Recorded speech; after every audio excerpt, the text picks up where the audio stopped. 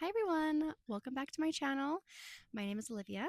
Today I am sitting outside, so excuse the non-perfect lighting, but really the sun is just perfect. Anyway, I'm having a moment here because it's absolutely beautiful. It's the end of September, which means that my baby, my little girl, is almost a month old, and I'm finally sitting down to tell the birth story. Um, So, yeah, I didn't do this with my twins. So, just so you know, a little backstory, I do have twin boys. They're identical. Um, they're at school right now. They started school. It's crazy. It's so sweet. Tonight is homecoming though, so I do have to pick them up early and they want to go to the parade. And like it literally could not be more perfect weather. So, yeah, I'm just going to sit outside and enjoy the sun for a little bit while my baby sleeps and tell the story of her coming into this world. Now, I feel like with the boys, I don't remember that much. And it might be because it was a little more overwhelming or they gave me a little bit more drugs or something. But that's why I'm sitting down to tell the story. Mostly so I can remember it later in life, but also because it was like a pretty good experience, I guess. So if you're about to give birth, I want you to know that it's not always traumatic. I feel like most of the time people tell their birth story and it sounds really traumatic. Also, my phone is so weird. There's a glare here. I don't know what's wrong with my phone. It might be maybe there's a crack on the screen or something. You know what? I think I do need to replace my screen protector. That might be what it is. So I apologize for that. But anyway, um, so yeah, this is my story. All right. So my due date was September 5th. But about 2.5 weeks before that, 3 weeks, I started to get really itchy head to toe. And my last video that I posted, in the video, I am itching and I talk about how itchy I am and how it's just pregnancy hormones. So I go to work and I tell my coworkers, like, I am so itchy right now. My coworker is like, imagine it's some rare disease and you're actually dying. And I was like, no way. Like, I go to the doctor all the time. They would like know about that. And then I thought about it. I'm like, well, they don't, how would they know that if I don't tell them?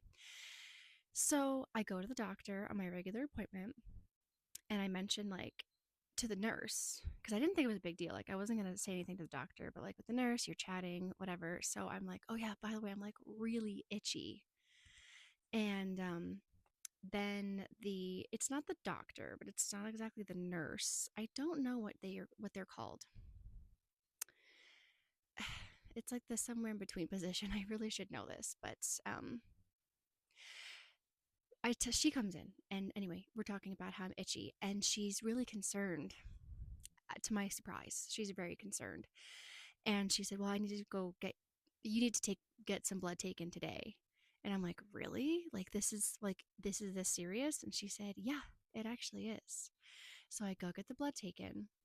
I'm waiting on the results. And she said that when the results came back, literally they came back. Mm, I'm also really not that good of a storyteller. I'm sorry.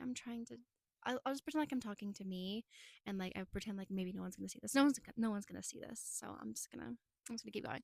So that day the results came back. Um, it's a good thing I came home and then I went back out. I had to drop my boys off and then I went back out to go grocery shopping. But I was so tired and it was so hot that I was sitting in the grocery store parking lot, um, trying to like find the will because that grocery store I only go there because they have a Starbucks. So I went in, got the Starbucks, left the grocery store, which is right across the street from the hospital, and I'm sitting in the car trying to find the will to drive over to Walmart to go grocery shopping. When I get the phone call that they want me to come in ASAP for some testing because half of the results came back and it wasn't looking good. Wasn't looking good. And so she wanted me to come back. And I had to sit there and with the belly band on, and they wanted to monitor the baby's movements, which, by the way, the baby's movements have been every single night. I've been feeling her kicking a lot, a lot, a lot. So, oh man, she was so active in there. But anyway, so it was like perfect timing. So I go there and they're like, wow, you were here super fast. Like, where are your kids? I was like, actually, it was like perfect. I went and dropped them off and then I came back and I had just gotten my Starbucks when you guys called. So I was like, I didn't even call them back. I just went because they wanted me to come in as soon as possible. So they were like surprised to see me there. I'm like, yeah, I was literally just chilling across the street trying to find the will to go to Walmart. It's a good thing I didn't start shopping. Um, and I was trying not to panic because, like I said, they wanted to bring me back so they could test her movements, and I felt like her movements were normal all the time, so that was okay. And only half the results came back, and they did come back low. It was like low enzymes or something. I can't remember exactly, you guys. I'm not a doctor. I'm not a nurse. I'm not even intelligent. Okay, but anyway, so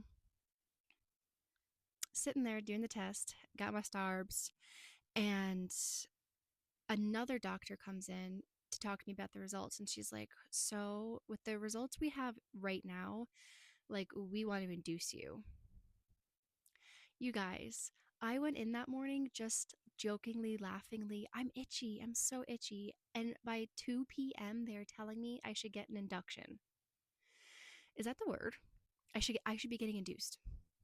So then I'm like panicking because they're like, it looks like you have cholestasis. And cholestasis is basically where your liver is not draining the bile, or it's not filtering the way it's supposed to be, which is obviously really bad, poisons you, and it also contributes to like fetal. Um, what do they call it? It was like basically the fetus will be in decline very fast, abrupt fetal decline or something. And so they were just like, yeah, we kind of want to induce you tonight. And I'm like, whoa, whoa, whoa. Like, I need a second. The older I get, the better I am at advocating for myself. Sometimes I look back at situations and I'm like, why did I let people do that or treat me that way? Or like, why did I put myself through that when I literally did not have to? And so I'm really good these days about advocating for myself. And I was like, whoa, whoa, whoa. Like, I don't have a bag here. I don't have anybody here. Um, and we only have half the results. And like, let's just, and like, she's moving really well still. Like, let's just wait one more night. Like, what's one more night? And they were like, okay, yeah, we'll be okay. So they scheduled me for another doctor's appointment in 2 days. Well, 2 days later, well, the next day, okay, hold on. Sorry, I'm bad at storytelling. So I had a doctor's appointment on the Wednesday because this was Monday. So on Wednesday, I had my doctor's appointment and we were hoping to have the test results back by then. They came back sooner because the next day on Tuesday at 3:30 in the afternoon, mind you, it's so hot this week, which is like a big contributing factor for me. Like when you're 8 months pregnant and it's 100 degrees, so it's like damn near 100 degrees. I'm laying upstairs on the bed watching TV with my boys. I just want to get like a little bit of time in with them because I had just picked them up from one grandma, then they were going to the other grandma because because I was working still. I had to go to work that weekend. So just like a lot of them spending time with grandmas, I just wanted like a little bit of time with them. So I pick them up from one grandma. We're hanging out together, and I get the phone call that they got the test results in. It is cholestasis. My results are not good, and they need to induce me like that night. So I call back just to make sure like I understood the information, and I was like, just when do I come? And they were like, now, like literally now. So I had to call my mother-in-law crying, and I had just picked my boys up from there, and was just like, I know you just came, like, can you please help me with the boys again? And so of course she's like the best ever. She picks the boys up and she drops me off at the hospital because mind you, like everyone is still at work. My partner is still at work. So she brings me to the hospital. That way I don't have to drive myself, and then we've got cars there and everything. And yeah, by Tuesday night I'm in the hospital. I My maternity leave wasn't supposed to start for another 2 weeks, so I missed the last 2 weekends of work, which they were really busy, and we're still really busy there in September. So I'm just like missing a lot of money, but that's beside the point. Um, so yeah, it just happened so fast; it was crazy. And then she was born on the 20th. So that's like the backstory. 10 minutes later. Um, but like actually giving birth, like I got there and I waited as long as I could for the epidural because I did get the epidural. I was like, I want to be able to get up and walk around. But then here they are. I've got all these like wires and everything attached to me, so there really wasn't much getting up and walking around. But yeah, I'm just chilling there.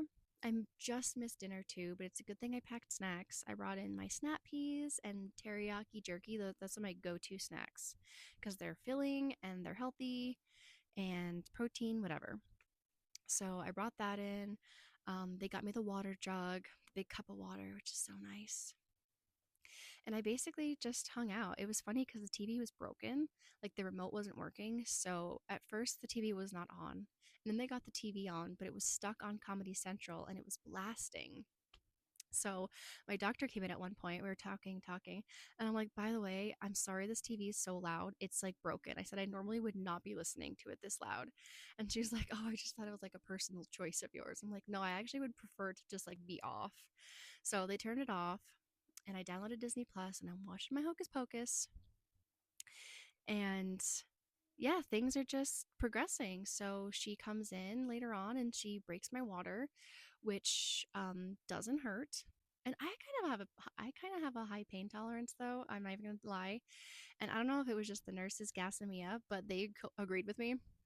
So like breaking the water, they just take this big, looks like a knitting needle or something, or like a crochet needle maybe, but like without the hook. And they just go in there and break your water. And then it feels like you're completely peeing yourself, which was so uncomfortable, just like sitting in your own wet. Sitting in your own wet. Nasty. Um, but yeah, I was able to like get up and clean myself a little bit, and everyone there was just so nice. It was amazing. It was amazing. And you know what? It was just to compare a little bit to my first birth story. Um, I was familiar with not all the nurses, but like my doctor was there. The first time when I had my boys, I had to go to a different hospital because that hospital that I had to go to has the NICU. The one I had been going to see my doctor does not have a NICU. And they were hoping I would make it to 36 weeks to deliver the boys there, but I didn't. And so I had to go to the hospital with the NICU, and I had like a strange doctor there. I had to give birth in the operating room just in case they had to do an emergency C-section. And there was like all these nurses for the boys and nurses for me and doctors and student doctors and people who were just curious. Sorry, I just heard something going down. Um, but yeah, so it was really nice.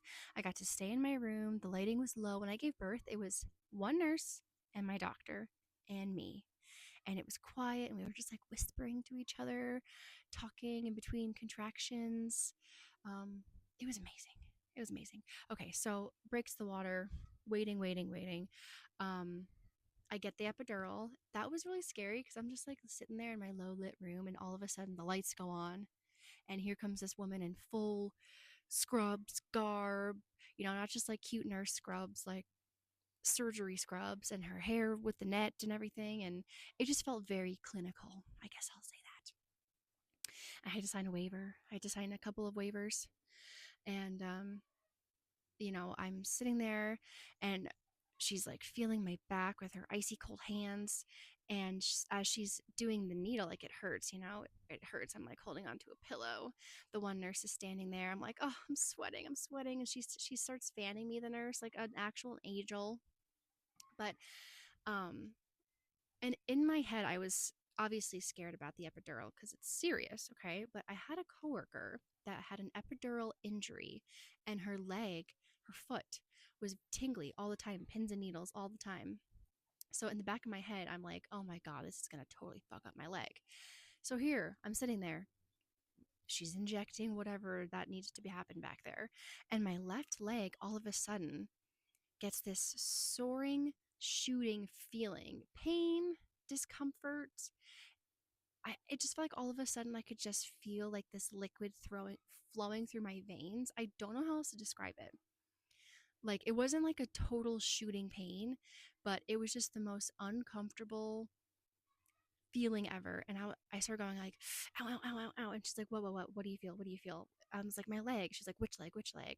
I'm like, my left leg, my left leg. It was like panic all of a sudden. And so then she switches it up somehow or something. But yeah, that was so uncomfortable. And then I was just paranoid the whole time because then I'm like, well, that leg feels number than my right leg. And then like as the medicine was wearing off, I'm like, God, I still don't feel my left leg. Like I was really worried. But everything's fine. It's really crazy what your mental can do because I just the whole time I'm like, my left leg is gone. But yeah, it was not. It still works. She's here. She's thriving. Okay. So I get the epidural and that's good. It starts to sink in and then I start relaxing. Then I remember because with the boys too, I waited a while to get it. And yeah, like as soon as it starts working, you just relax and then you get sleep, which is really nice. So I slept and it happened fast. Like I was at like probably 2 centimeters for a while. And then she's like, all of a sudden, at 6 centimeters, she's like, okay, this is when it starts to happen fast. And then it did. Like 2 hours later, I was at 10, 4, 3 o'clock in the morning. My doctor's there, 3:30, whatever. And they called her to have her come like scrub up. And she was already there. She's like, I just knew it was going to happen. So yeah, by like 4 a.m., my little baby girl was here and it was just so incredible. Like with the boys, they came out, they put them on my chest real fast, and then they whisked them away to the NICU. And then I didn't know this till like 2 years after. Maybe they told me, I don't know. But like baby B was not breathing when he came out. So, I got I got like a little bit of, skin to skin with them, but really they were taken away to the NICU right away. And then I was taken away. I don't even remember where. I don't remember how many hours elapsed between me having them and then going to see them. Like everything is so fuzzy. I hate it. But like with her, um, she never left the room.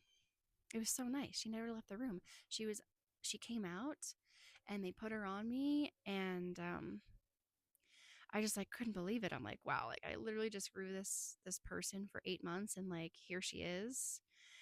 It was wild, you guys. And I'm not even a crier. Like I didn't even cry. I was just so happy. And then I got to cut the cord. That was like I cut the cord. And I saw the placenta, which was totally nasty. And what was I gonna say? Oh yeah, I think my doctor actually dropped the placenta, by the way, you guys. Something happened when the placenta came out because the nurse and the doctor just looked at each other and my doctor was like, I can't believe I just did that. And the nurse had to come in with a mop. And then the next day when my partner was there, um, he was like, is this blood all over the floor? There was blood droplets all over the floor. And I saw those. I thought it was because at some point they had fed us like gravy, pork with gravy or something, and like he dropped the lid. And I thought that was like the gravy all over the floor, but it was my blood from the placenta that was dropped. So that was kind of funny. And they asked me, they're like, are you going to do anything with the placenta? I'm like, no, literally chuck it. But yeah, so that was that.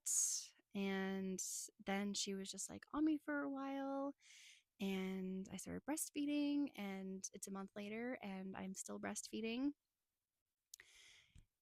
which is going well, I think. It's kind of hard when you already have kids because it's like I really feel like she needs time to just like sit there and eat in the quiet and then nap in the quiet and like we don't really have that. Like even now it's 11:30 and like I need to go feed her now because we're going to be out all day after this basically. I got to pick my boys up. They're getting out early. We're going to the parade. Maybe the game tonight. I'm trying to get them in like the school spirit early, trying to give them the life that I never had that I wanted, okay? But yeah, so and I really didn't push for very long either. Um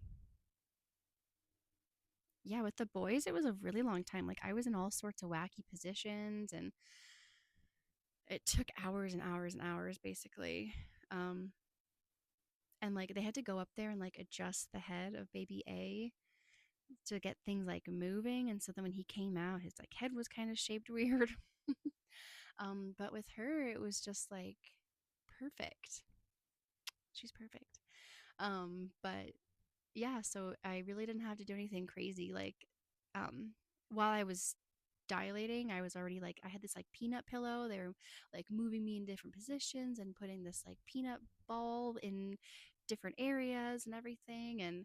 Um, but yeah, I was like pretty comfortable the whole time. Um, I'm trying to think. Yeah, like the contractions, even like when I was having contractions, they were like, man, you're dealing with this really well. Like, I'm telling you, they were gassing me up, you guys. I feel like I was handling it like a champ. I really did handle it like a champ. And so yeah, then like when you're having the contractions, that's the time to push. And like I did feel a lot of that actually. Like I could just feel the pressure. I could feel things expanding. Um, I could feel her coming lower and lower because then it's like the pressure and the it wasn't going away. It was just like there, and I'm like, oh my god, this is like she's. I just couldn't believe it was happening. Like the whole time, they were like everything they told me, like, oh, you're dilating this much. I'm like, really? Like I just couldn't believe it was actually happening. You know, it's so crazy to like be literally having a child. um, but yeah, and I wasn't even sore the next day. That's well, like with the boys, I was sore head to toe. This time, just that area was sore, and I bled pretty heavily for about a week and a half. And then by like 2 weeks, 2.5 weeks, I was basically done bleeding. Um, I'm still dealing with some soreness here and there and like weird stuff happening down there. I have a doctor's appointment. I have to check. There's so many like appointments for her and for me for different things. I can't remember who's going when. Um, I have to have a doctor's appointment here soon, but I don't know when. There's a bird right here eating, throwing seeds around. So yeah, I'm trying to think if there's really anything I left out. Um, I don't think so. So yeah, that's my birth story. It was pretty. First of all, get the epidural. Don't let anyone talk you out of the epidural.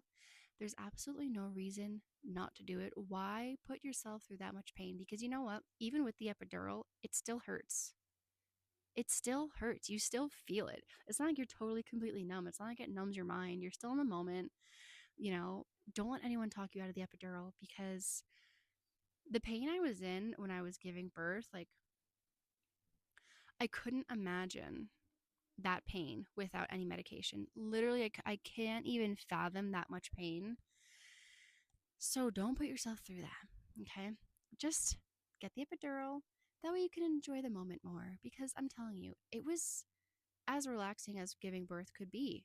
You're just sitting there, pushing out a baby, chatting with your doctor, chatting with the nurse. Like, it doesn't have to be totally chaotic, okay? So I got the epidural. The hospital food was so good. They gave us so much dessert too. It was amazing. Like the last night I was there, the dessert was a brownie, which was bomb. And then because I had just given birth, they gave me like this special little treat where it was like this delicious ooey gooey chocolate cake with whipped cream and strawberries on top. And my partner doesn't eat sweets, so I took all of that stuff home and I ate all of it throughout the week because I earned it. Okay. But now I need to lay off the sweets. I have a sugar addiction.